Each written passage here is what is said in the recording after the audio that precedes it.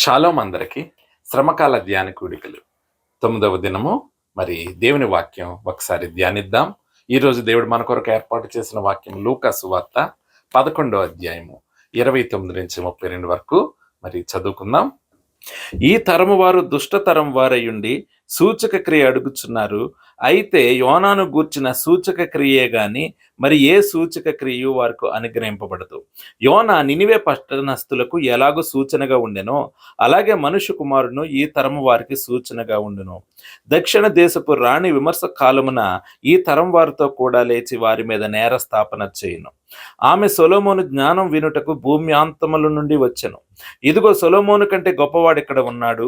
నినివే మనుషుల విమర్శ కాలమున ఈ తరం వారితో కూడా నిలవబడి వారి మీద నేరస్థాపన చేదురు.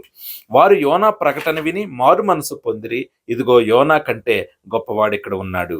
ప్రియమైన వారులారా, ఇక్కడ ఈ తరము వారు నన్ను సూచక్రియ అడుగుతున్నారు. మరి యోనాకు ఇచ్చిన సూచన తప్ప మరి యొక్క సూచన మీకు అనుగ్రహింపబడదని దేవుడు చెప్తున్నాడు.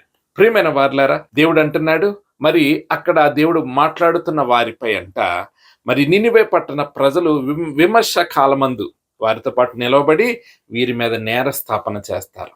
ఎందుకంటే వీరు మారు మనస్సు పొందట్లేదు.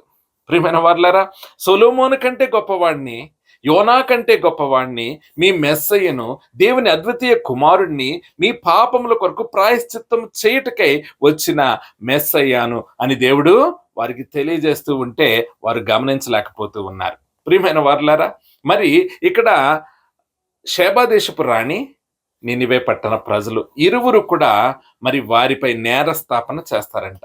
ప్రియమైన వారులారా, ఎందుకు నేరస్థాపన చేస్తారు అనగా మనము ధ్యానిద్దాం. మరి యోనా నినివే పట్టణమునకు వెళ్ళి 40 దినముల్లో దేవుడు ఈ పట్టణాన్ని నాశనం చేయబోతున్నాడని ప్రకటించగానే వారిలో మార్పు వచ్చింది. ప్రియమైన వారులారా, ఒక్కసారి యోనా గ్రంథము 3వ అధ్యాయము 5-6 వచనాలు చదువుకుందాం. నినివే పట్టణపు వారు దేవుని యందు విశ్వాసం ఉంచి ఉపవాస దినము చాటించి గనులేమి అల్పులేమి అందరినూ గోనెపట్ట కట్టుకొనిరి. ఆ సంగతి నినివే రాజుకు వినబడినప్పుడు అతడును తన సింహాసనం మీద నుండి దిగి తన రాజవస్త్రములను తీసివేసి గోనెపట్ట కట్టుకొని బూడిదలో కూర్చుండెను. ప్రియమైన వారులారా, మరి ఎప్పుడైతే ఈ వాక్యం యొక్క ప్రకటన, యోనా నుండి వచ్చిన ప్రకటన వారు విన్నారో వెంటనే ప్రజలు మరి గోనెపట్ట కట్టుకున్నారు, ఉపవాస దినము చాటించారు. రాజుకు వినపడినప్పుడు రాజు కూడా సింహాసనం నుండి దిగిపోయి అతడు కూడా మరి పశ్చాత్తాపపడడం మరి ప్రారంభించాడు, దేవునికి మొరపెట్టడం ప్రారంభించాడు. ప్రియమైన వారులారా, మరి అదే విధంగా చూస్తే మరి 9వ వచనంలో ఉంటది, వారు చెడుతనమును దుర్మార్గతను వారు పాపపు జీవితాన్ని వారు విడిచిపెట్టి వారు పశ్చాత్తాపపడ్డారు. ప్రియమైన వారులారా, మరి యోనా ఎక్కడ అద్భుత కార్యాలు చేయలేదు. యోనాను మరి మనము పరిశీలిస్తే దేవుడు చెప్పమన్న మాటను చెప్పకుండా మరి తర్షీష్ వైపు మరి వెళ్ళిపోవాలని చూసిన ఇక ప్రవక్త, మరి ఈ ప్రవక్త ఏ అద్భుత కార్యం చేయలేదు, కేవలం దేవుని మాట ప్రకటించాడు. వెంటనే వారిలో పశ్చాత్తాపం కలిగింది. ప్రియమైన వారులారా, మరి వారు పశ్చాత్తాప పడడంలో న్యాయమే కదా అని మనం అనుకుంటూ ఉండొచ్చు. కానీ నినివే పట్టణ ప్రజలు మరి ఇశ్రాయేలీలు కాదు, వారు దేవునిని ఎరుగని ప్రజలు. వారు దేవుడు తెలుసు, కానీ వారు పూజించేది మరి యెహోవా దేవుని కాదు. వారు పూజించేది వారు బహుదేవత ఆరాధికులుగా ఉన్నారు. వారి యొక్క మరి ఆ యొక్క దేశపు దేవుడుగా వారిని అషూర్ని వారు కొలుస్తూ ఉండేవారు. మరి వారి యొక్క విజయాలకి కారణం ఆ అషూర్ అనే యొక్క దేవుడే కారణమని వారు ఆరాధిస్తూ ఉండేవారు. ప్రియమైన వారులారా, అదే విధంగా ఈ యొక్క నినివే పట్టణము అషూరు దేశమునకు రాజధానిగా ఉండేది. ఈ నినివే పట్టణపు దేవత ఈస్టర్. ఎవరండి? ఈస్టర్. ఎస్తేరు కాదండి, ఈస్టర్. అయితే ఈ యొక్క దేవతను వారు పూజిస్తూ ఉండేవారు. ఇప్పటికీ మరి ఆ యొక్క తవ్వకాల్లో ఆ యొక్క మందిరము వారు కనుగొన్నారు. అదేవిధంగా మరి చారిత్రక పుస్తకాల్లో కూడా వారు ఈ ఈస్టర్ అనే యొక్క దేవతను పూజించేవారుగా మరి తెలియజేయబడుతూ ఉంది. ప్రియమైన వారులారా, ఈ యొక్క దేవుని యొక్క వాక్కు వారి దగ్గరికి వెళ్ళినప్పుడు వారు ఆ యొక్క అషూర్ దేవుడి వైపు పరుగులు పెట్టలేదు, ఈస్టర్ అనే దేవత వైపు పరుగులు పెట్టలేదు. కానీ దేవుని ముందు వారు ఉపవాసం ఉండి తగ్గించుకున్నారు, చెడుతనమును విడిచిపెట్టారు. ప్రియమైన వారులారా, వారి దృష్టిలో చెడుతనము కాదు ఒక రకంగా చెప్పాలంటే. ఎందుకంటే అమితంగా వారు సాగించే వ్యభిచారము ఆ ఈస్టర్ అనే యొక్క మందిరంలో కూడా జరుగుతూ ఉండేది. కనుక వారి దృష్టిలో అది ఒక పాపం అని కూడా అనుకోవడానికి లేదు. అదే విధంగా ఆ పాపమనే కాదు, వారు చేస్తున్న ప్రతి బలాత్కారాన్ని, ప్రతి ఒక్క దుర్మార్గతను, ప్రతి చెడుతనమును, ప్రతి పాపమును వారు విడిచిపెట్టి మరి దేవుని వైపు వారికి వారు తగ్గించుకున్నప్పుడు దేవుడు వారిని చూసి కనికరించి తాను చేయదలించిన కీడు నుంచి వారిని తప్పించాడు. ప్రియమైన వారులారా, మరి ఇక్కడ ఇశ్రాయేలు ప్రజలు, యూదులు యేసుక్రీస్తు అనేక అద్భుత కార్యాలు చేస్తూ ఉన్నాడు. అదేవిధంగా దేవుని వాక్యంలోని నిగూఢమైన సత్యాలు తెలియజేస్తూ ఉన్నాడు. దేవుని రాజ్యం అంటే ఎలాంటిది, దేవుని రాజ్యానికి చేరాలంటే ఏంటి, పునరుద్ధానం ఉందా లేదా, ఇలాగా మరి యవనస్తులు ఏ విధంగా మరి ఉండాలి దేవుని యొక్క వాక్యంలో, మరి వృద్ధులు ఏ విధంగా జీవించాలి, పిల్లలు ఏ విధంగా జీవించాలి. ప్రియమైన వారులారా, భక్తి అనగా ఏంటి, ప్రార్థన అనగా ఏంటి, దేవునితో సహవాసం ఎలా చేయాలి, ప్రియమైన వారులారా, వివాహ వ్యవస్థ గురించి ప్రతి విషయం గురించి యేసుక్రీస్తు వారికి బోధిస్తూ ఉన్నాడు.